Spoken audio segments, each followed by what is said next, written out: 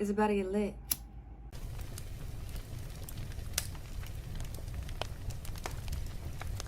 Blessings, beautiful beings, and welcome. As always, it's an honor to connect with you. Thank you for tuning in. And whether you're new or returning to the frequency, welcome, and thank you for joining me for this fire ritual. Very excited. And I actually do fire rituals pretty regularly when there is a full moon, or I'm feeling like I need to release something, or it's a new year, or my birthday, or whenever I'm feeling called to honor the sacred element of fire and to connect with the fire. And if you are unfamiliar with what a fire ritual even is, they have been honored as a sacred practice by our ancestors for eons. Fire is the sacred element of alchemy, of transmutation. It has the ability and the power to turn a solid into flame, into smoke, into dust, in which dissolves and becomes one with all. So it really has this very powerful alchemical ability. And when we connect with the fire intentionally and also set intentions to perhaps release or transmute or alchemize or change something, we really can straight up shift realities by connecting with the sacred element.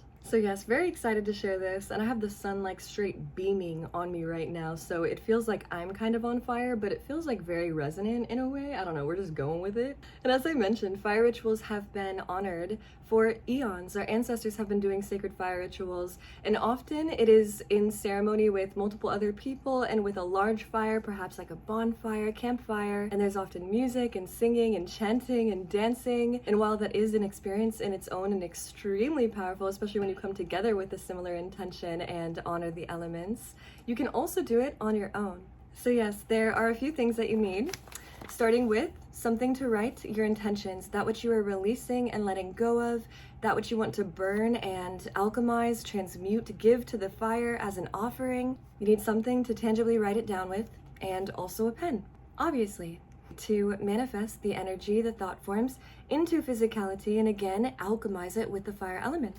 So pen and paper, and you'll also need some form of fire. Maybe it's a lighter, maybe it's a candle. Candles are extremely sacred, but let's be real, fire in itself is sacred. So even if you're just using a lighter, like, it's still sacred. We're not falling subject to the programs, you know what I mean? And you'll also want some type of flame-proof bowl, a bowl to light the paper on fire in, and to like have it on fire in, and then with that, just to, you know, keep the balance, honor the sacred element and power of fire.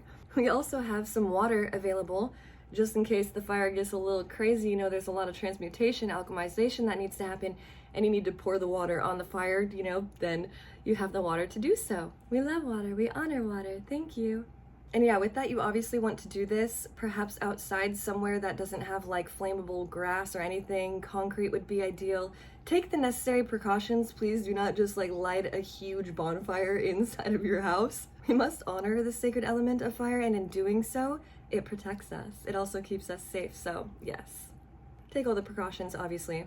I don't need to mention that anymore because that's not what this video really is about. So yes, first you want to write out that which you are releasing.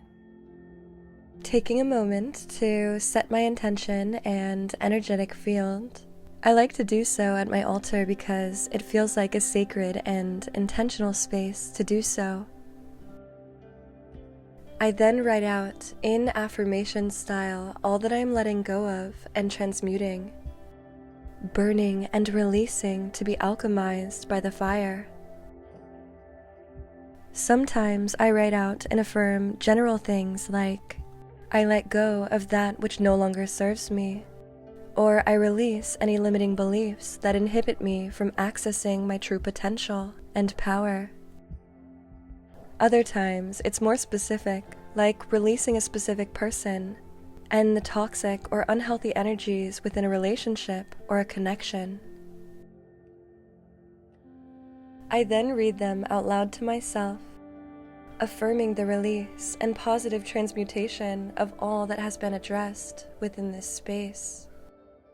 And when I'm ready, I fold the paper as a part of the ceremony with awareness, and I send my prayers and blessings into it, really taking time to allow for this shift to be real. If you have a specific crystal you want to include in this process, you can also do that as well. This is a rose quartz. We got our flame-proof bowl. I've obviously used it a few times. our water. And I like to take just one last look over all of it to honor it and fully release it, fully present and encouraging this shift to take place. And then we ready to burn that shit. And right before the actual burning, I am just cleansing my energetic field with sage to align and harmonize with this healed reality and timeline. And I'm using this candle to light the paper, but once again, you can do it however you want. But when you're ready, it's time. And so it is.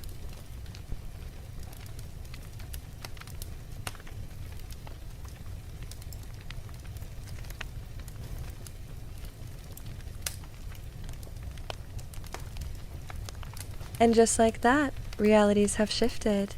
The alchemy has taken place. I make sure that the fire is done burning and return the crystal to earth to be recharged and cleansed. And I take the ashes and return them to Mother Earth to be used for new seeds to be planted. And with that, now that we have had our sacred ceremony, we've set the intention, we've done something physical, had a practice to release the energy, and then also called in the support, the power, the presence of the elements, the natural sacred elements of the universe's life force. As we have combined all of these things and done this, we now energetically let it go. Knowing, trusting that as we have taken the time, set the intention, and also followed through on the action, we trust that it is supported by the universe, by God, it has its divine path, and now we just allow ourselves to relax from within, truly letting it go, so that we can subconsciously do so. So when it arises again, when the trigger, when the fear, when the relationship, when the habit, whatever it is that we are letting go of and releasing, whenever it's triggered again, it acts as a pattern interruption. Instead, we respond to it from a clear and conscious space, knowing that we have now rewritten our future. We have rewritten the patterns, the old past stories, and we are now taking action from a new energy and a new way. This ceremony, this practice has encoded that. May it truly be so. Trust it and be aware and present to when it is time to take action accordingly. May it be effortless and enjoyable. And yeah, with that, just dissolving, dismantling any of the unnecessary shit from any of the outside fields, any of the internal realms, anything that does not serve, clearing it, clearing it. And as you have tapped into this quantum portal with the intention of doing so, it is truly so. And so it is. Blessings, beautiful beings.